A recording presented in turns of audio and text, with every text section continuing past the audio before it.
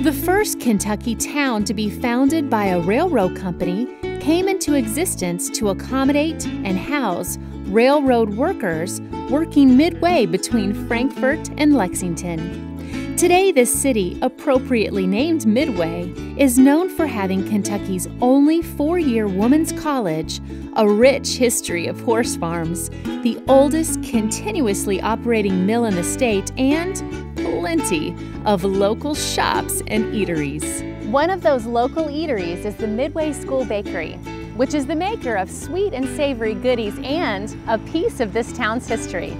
Let's go in and check out some of these bakery items loaded with local ingredients. Yum! This made-from-scratch bakery is located in the former cafeteria of Midway High School, which was built in 1924.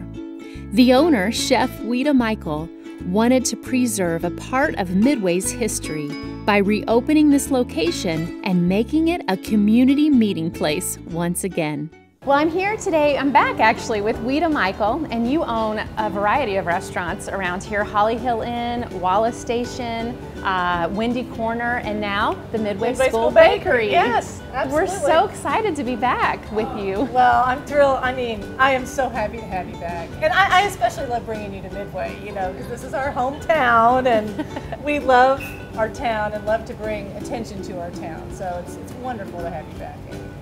Well, this was such a genius idea for you because you do have freshly baked breads and all these great pastry and bakery items that you serve at all your restaurants, and so now this is kind of the hub for that, right? That is. What happened was, really, we wanted to remodel Wallace Station. And so Wallace, you know, when we opened it, it's 9 years old now, and we always started with the idea that we would bake all the bread fresh for every sandwich. Well, we never thought it would be so popular. So we wanted to maintain that commitment, but they need more space, so we pulled all the bakery out of there. And also Holly Hill Inn, we do fresh baked bread for Holly Hill Inn every day, all of the desserts. Windy Corner now, we do all their gluten-free bread, their wheat and white, and all of the cookies and everything like that. So this place is really a production bakery. But it's open to the public. It's wonderful.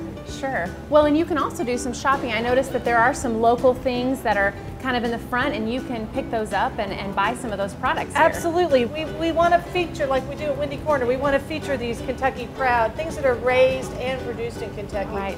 Foodstuffs that you can buy. So we are Kentucky proud. All of our flour, all of our cornmeal, everything comes from Weisenburger Mill, and that Weisenburger and Mac Weisenburger, they were a big inspiration for us and have been through our whole business lives. Sure. And we thought, well, a town that has a mill ought to have a bakery. And so we do all of their stuff for everything that we bake. Well, and I've heard you say before too, you don't want to be a French bakery, you want to be a Kentucky bakery. Yeah, absolutely. I mean, this is Kentucky. New York style, dense, crusty roll. I love all that kind of thing, but that's not what we're good at doing. We're good at doing really old-fashioned Kentucky wheat bread and white bread, which is soft. And great for sandwiches. That's what we make. We make a great Parker House roll, cornbread, biscuits. We do, you know, chocolate bourbon pecan pie, chess pie, sweet potato pie, key lime pie. A lot of our recipes for pies come from Midway. So we want to keep it that way. We're really celebrating what it means to be a Kentucky bakery. Right. Well, thank you so much. I'm actually excited to meet you. Mentioned Carrie. Yes, and some of the gluten-free things that she does in addition to all your other things, so I'm excited to meet her. Well, great, thanks. Chef Weta Michael knows a thing or two about what it takes to be a great chef. So it was no surprise when she selected Chef Carrie Warmbier to be the manager and head pastry chef at the Midway School Bakery. Chef Warmbier worked in a variety of roles at Holly Hill Inn, from line cook to pastry chef. However, it's not just her wealth of experience that draws in customers, but also her new menu, which happens to include some allergen-friendly items. In a strange twist of fate, this pastry chef also has a gluten allergy. Okay, so I'm with Carrie Warmbier, and you are the head pastry chef and manager here at the Midway School Bakery. Correct. We're excited that you're here. Not only are you quite skilled in all ways of bakery goodies, but you actually have kind of a passion for doing gluten-free items too. Yeah, it was like, there was a demand right away for it. Like when I got in, I was gonna start with sugar-free things, and then the gluten-free kind of overcame that. And me, I found out like I'm diabetic, and then I'm also like supposed to be grain-free. So for me, it was kind of an awesome experimentation to get into that. So, and the feedback has been so positive. So positive. Well, we're excited that not that you have to go grain-free, but it's actually ended up making quite some amazing goodies for people that have to do that as well. I was reading some customer reviews that they were just saying the fresh baked bread, the gluten-free bread that you do, is just like, it can't hold a candle to anything else out there. No, and like people, they have nothing compared to, because everything you go in the store is frozen. Right. And I finally offer something to them that's fresh baked, sliced. You don't have to toast it in order for you to eat it. You can eat it right out of the bag. And that's just, I've gotten people come up to me and hug me just because of my bread. So it's a really awesome feeling. Well, you do other things. I mean, there's definitely kind of this dedicated gluten-free thing happening. Yeah. But then you do a variety of other things here too. Yeah, I mean, we are a traditional bakery, and we do bagels, and we do scones, and we do muffins, and like our best seller is obviously our ham and cheese scone. It is the most amazing thing ever, and like that is the majority of what people come in and ask for. And we have pies, and we do little baby cakes and brownies and all kinds of things. So there's something for everybody, you know. So when you walk in the door, people are just like, they love the space. It's so open and inviting, and they just like to sit and have a little sweet for the afternoon. Well, I understand I'm going to get to maybe put an apron on and get back in the kitchen Yes, with you. I would like to. So What are we going to be making today? I'll try to get you to make a gluten-free donut today. Yay. So. I'm all over that. All right, yay, let's get back to the kitchen. Cool.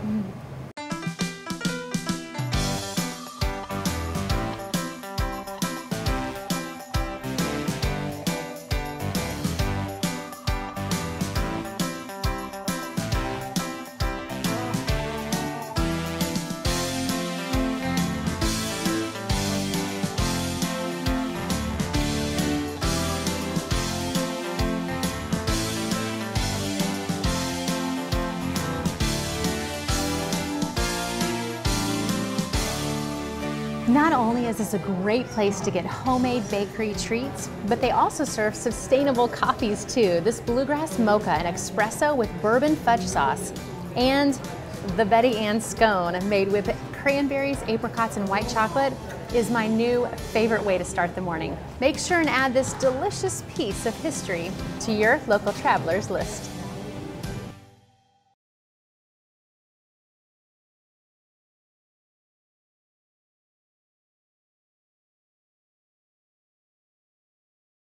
In the early days, this picturesque mill offered soft wheat, flour, and cornmeal as its primary products. But today, this family-owned company offers more than 70 items.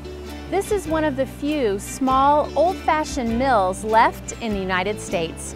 So it's an absolute treat to get a tour here today at Weisenburger Mills. Let's go check it out. The oldest continuously operating mill in Kentucky is in Midway. This mill, which is on the Registry of Historic Places, not only benefits from the scenic beauty of Elkhorn Creek, but the creek has also been powering the mill's twin turbines since the early 1800s. 6 generations of Weisenburgers have been running this mill since 1865, when August Weisenburger, an immigrant from Germany, purchased it and became an example of the American dream. Well, today I have the pleasure of talking with a 6th generation Weisenburger. This is Philip Weisenburger. How you doing? Hi. Wow, what an impressive building we have. It's 100 years old. Yeah, it is 100 years old this year, 1913 to 2013. So you guys really have been going local and kind of into repurposing and preservation before. You had some forward thinkers in your family. Yeah, you know, the original mill was my great-great-great-grandfather purchased in 1865, and it was like a laid stone building, kind of like the fences you see, and it developed a crack along the side of it. And so they tore that building down in 1910, 1912, and ground up the rocks to make the concrete for the building that we have back here. Well, on this kind of whitewater rapid behind us, that's a little higher from the rain, actually powers the mill and some of the electricity. That's right. We have an electric generator that is connected to a turbine. We have 2 turbines back there, and that that runs, can run the mill, and it generates electricity for us. So yeah. The mill was started, I guess, just to do two products, right? It was corn and flour? That's right, flour and cornmeal. We would buy wheat and corn from local farmers and then grind that into wheat and cornmeal. Well, yeah, I read that you, is it a 100-mile radius, or there's a certain radius that really you keep it within and buying from farmers. It really does keep it local. Yeah, we have a relationship with farmers throughout Kentucky, but most of our wheat does come with wheat and corn come from that area. Well, it helps you keep consistent with a quality product too. Yeah. It's the same people, and you know what you're going to get, you know how they do it. And yeah, that's one thing. Things kind of stand still out here. Not much has changed. We still buy grain from the same people, and we still do grind it the same way, and time stands still sometimes out here. I'm excited because spoon bread is like my absolute favorite. You guys are actually in production on spoon bread today of all days. Yep. You picked a good day. That's right. So I'm going to get in there and kind of see maybe how this is made and maybe package some. I think I'm going to see if you can package it for us. I'm ready. All right. I'm excited. All right, I've been working out. All right.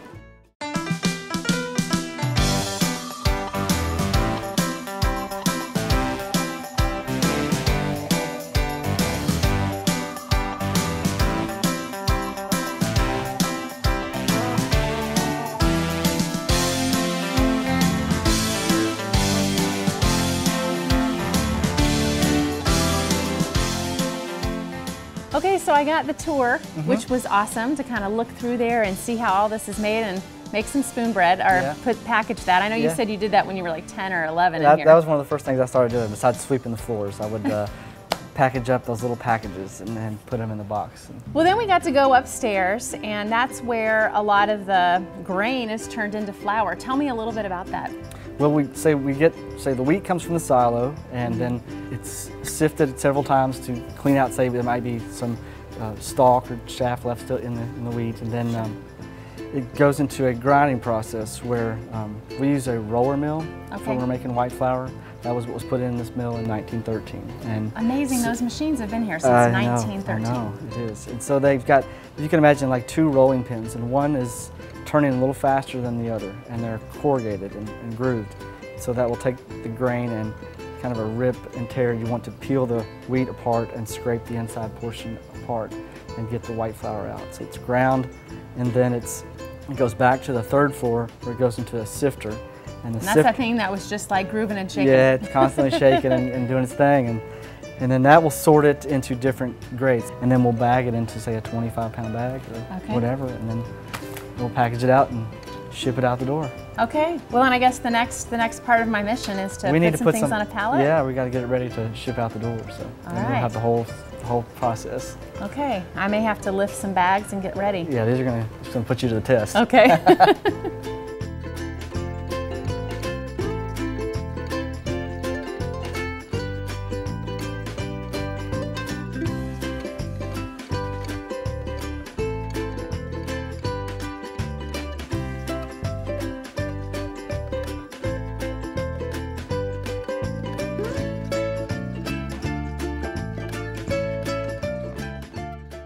As a huge fan of spoon bread, due to my southern upbringing, I rarely make it because of the time and effort involved. However, Weisenburger Mill makes a spoon bread mix that I cannot wait to try. The only thing required in most of these delicious mixes is simply water. I think I can handle that. Of course, if you'd rather leave the cooking to the professionals, then you can easily find their products in most restaurants that champion local cooking, like our friends at the Midway School Bakery. A visit to Weisenburger Mills feels like a step back in time where quality and family-honored traditions reigned. Their diversity in product is amazing, everything from muffins and biscuits to pizza crust and hush puppy mix, without losing any attention to detail. Weisenburger Mills is a local traveler must. Make sure and add it to your shopping list.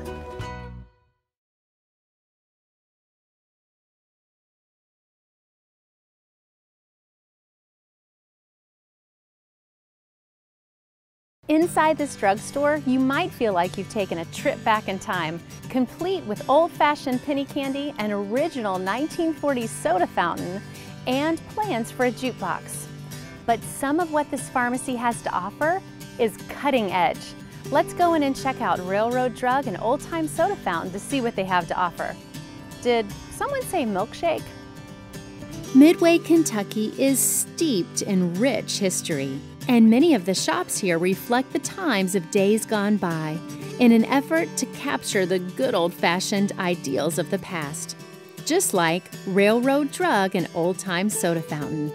However, there had not been a pharmacy in this town since the late 90s. Midway residents were forced to go to nearby cities for their medicine, but now the townspeople have their very own once again. Although a relatively new business, owners Ken and Amanda Glass made sure it had an old-timey feel. As you look around this quaint little pharmacy shop, you might think the medicine options are as old school as the decor, but you'd be wrong. This drugstore has some very modern conveniences.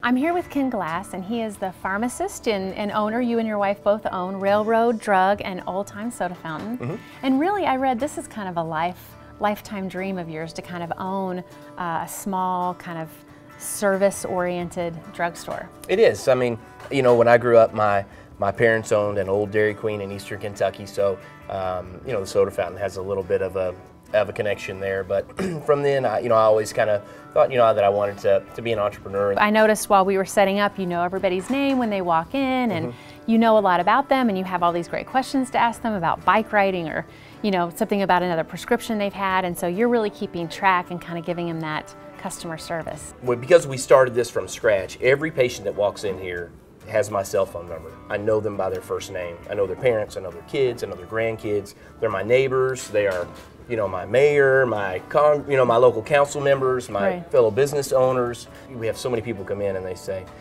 I just didn't know places like this existed anymore. Right. Well, and you and your wife, I know, just got back from a compounding course. So you guys it's old-timey in the sense that you get that kind of quality customer service, but you're doing kind of more cutting-edge medical things. That's something new that we've wanted to do for a long time.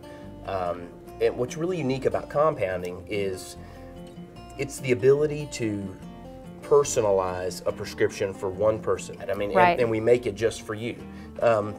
And so I'm really, really, really excited about that. That's something new.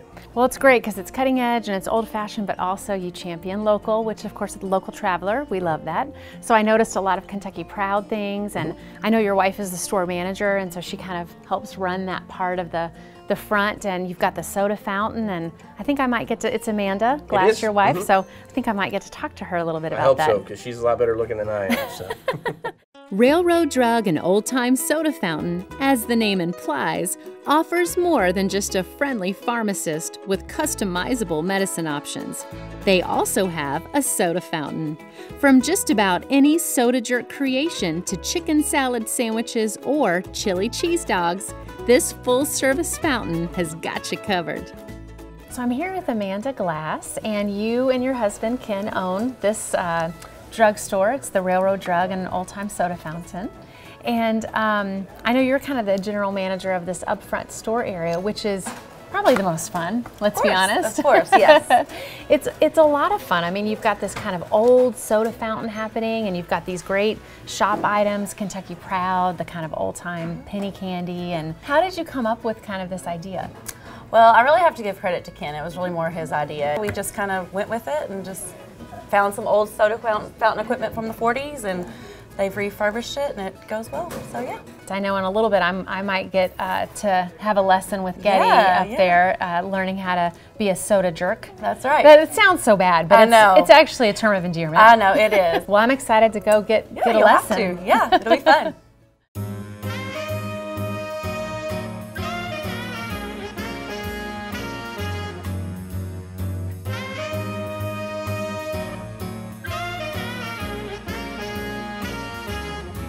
I'm here with resident soda jerk, Getty Walker. You've been here for a little over a year. Yes, ma'am. And I hear you're quite the fountain drink mixer. That's right. It's like a bartender over here. Exactly, you're like making stuff. And it's never the same thing either. You can just try whatever. Well, tell me a little bit about kind of making this. I mean, some of this equipment is like from the 1940s, right? Is that a little intimidating? Most of this is, yeah, some of it's It's definitely harder than the normal up-to-date stuff. That's all right. It's old-fashioned, and that's how it should be. Well, I guess we're going to kind of roll up our sleeves here All right. and jump in and make some stuff. All right, what are we going for? I was going to ask you, what do you think we should make today? Peanut butter and jelly milkshake. Awesome, let's do it.